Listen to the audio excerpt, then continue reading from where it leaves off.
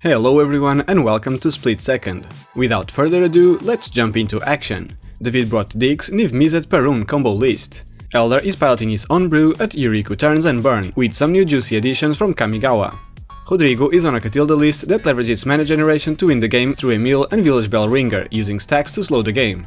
And Baal brought his old Kenrith evolution based on Hire's list.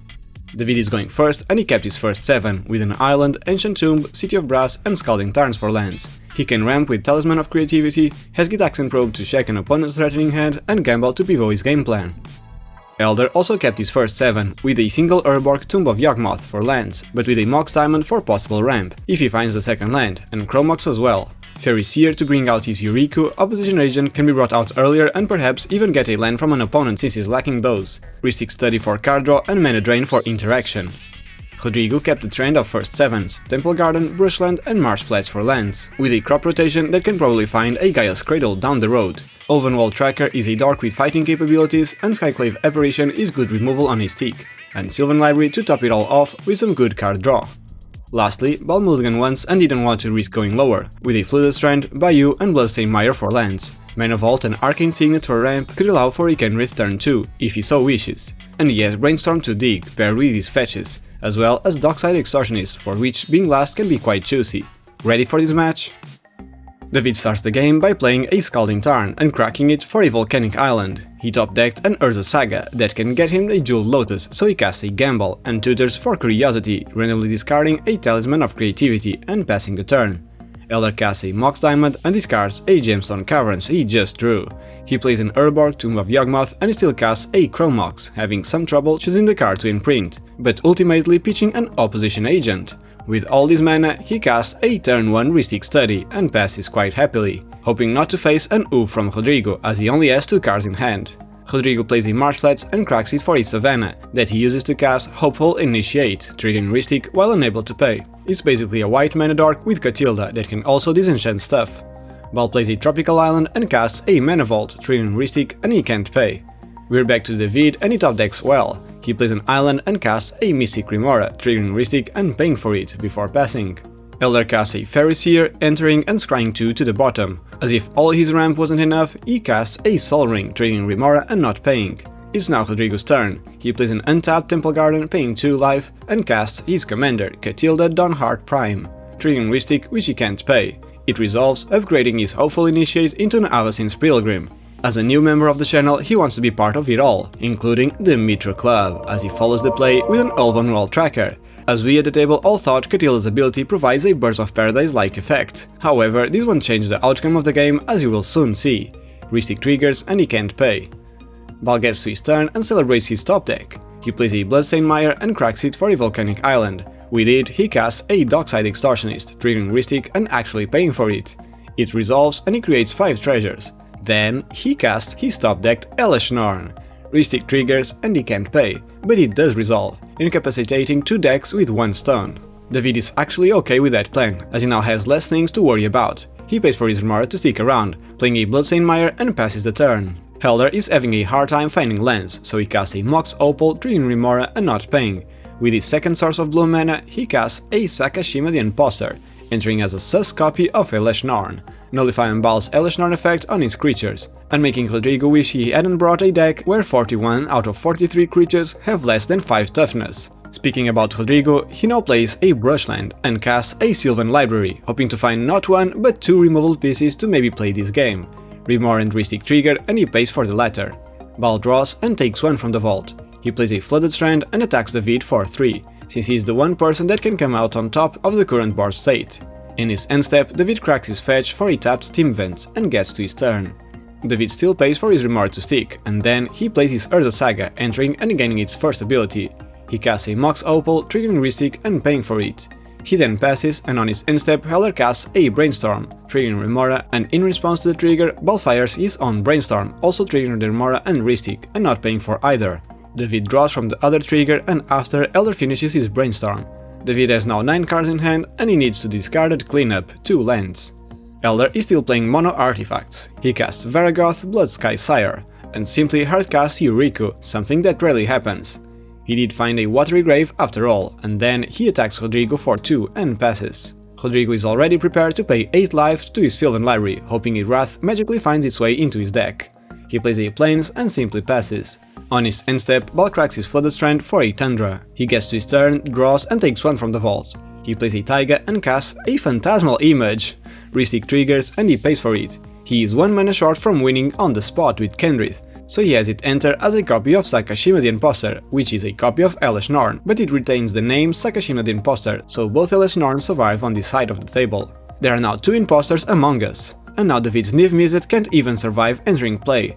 Baal still attacks David for 7 despite the Sylvan library, since he has more outs than Rodrigo. David untaps and finally lets the fish go. He draws and his saga gains its second ability. He plays a City of Brass and then transmutes Muddle the Mixture. What's worse than 3 Elesh Norns on the field? Yes, he gets his own Phantasmal Image, and proceeds to cast it, triggering Rhystic and not paying. An Elder's draw was quite crazy, but you'll see it coming right up. His Yuriko doesn't survive so much Praetors and goes hang out with Rodrigo. Hélder untaps, draws and plays a Bloodstained Mire, that he cracks for an Underground Sea. You know what he found with the last Rhystic trigger? Another Elesh Norn, well, Sakashima of 1,000 Faces, which nullifies David's whole turn. Deciding to kick the man while he's down, he still attacks David before passing, since Rodrigo is way past being just down. Rodrigo keeps it up, paying 8 life to draw 2 extra cards from the library. He plays a City of Brass and casts Skyclave Apparition, triggering Rhystic and paying for it. It enters and triggers to exile Dockside Extortionist, but it dies to state-based effects for having 0 toughness, while the exile trigger is still on the stack. Because of that, its Leave the Battlefield effect resolves while no creature is exiled, and then the exile effect resolves, so Baal exiles his Dockside without even an illusion as compensation. It's now Baal's turn, draws and takes 1 from the vault, and he keeps drawing lands, this time a Misty Rainforest. He attacks Rodrigo, fearing a possible White Wrath, and in his second main phase, without better options, he casts his commander, Kenrith the Returned King, triggering Rhystic while being unable to pay. Hélder responds with a mana drain, and with his dreams crushed, Baal passes. David top decks nicely, and his Urza Saga triggers, gaining his third ability, and he floats mana in response to it. He finds Jeweled Lotus, and has plenty of mana to go for Niv and Curiosity, if only there weren't 4 pesky Elesh Norns on the field. Remember when Prophet of Krufix was banned? Because once one would hit the field, everyone else would try to steal it or copy it? Is this a sign Elesh Norn should be banned? Just kidding, please don't. David then casts his top-decked Rhystic Study, triggering Hélder's studies in the process and paying for it, but Hélder had everything covered already, as he responds with a Force of Negation, pitching a counterspell. In response, however, David casts a Swan Song, triggering the Rhystic once again and unable to pay. The Rhystic resolves, but now Hélder has another attacker to ninjutsu safely. He goes to his turn, draws and gets 5 colorless mana from his mana drain. He plays a Command Tower and casts a Temporal Manipulation right away, triggering Rhystic and paying for it. With the last floating mana, he activates Sensei Stop and then proceeds to combat, attacking David with all creatures for 6 damage. Before damage, however, he ninjutsus the Swan for a 1000-faced Shadow, which triggers to copy Sakashima of 1,000 Faces, which is an Elesh Norn, making that his third Elesh Norn. Still before damage, he ninjutsus 1000-faced Shadow for his Yuriko, and David finally takes it all, 15 damage, triggering Yuriko.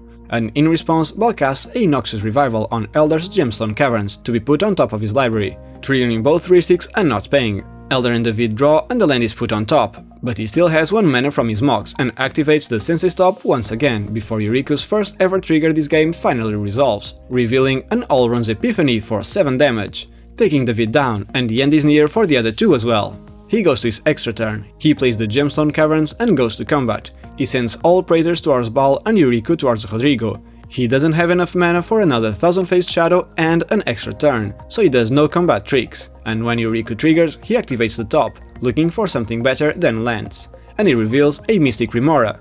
In his second main phase, he casts his Allrun's Epiphany, creating 2 more burps, and even casts his 1000-faced Shadow, to hopefully put his opponents out of their misery in his next turn.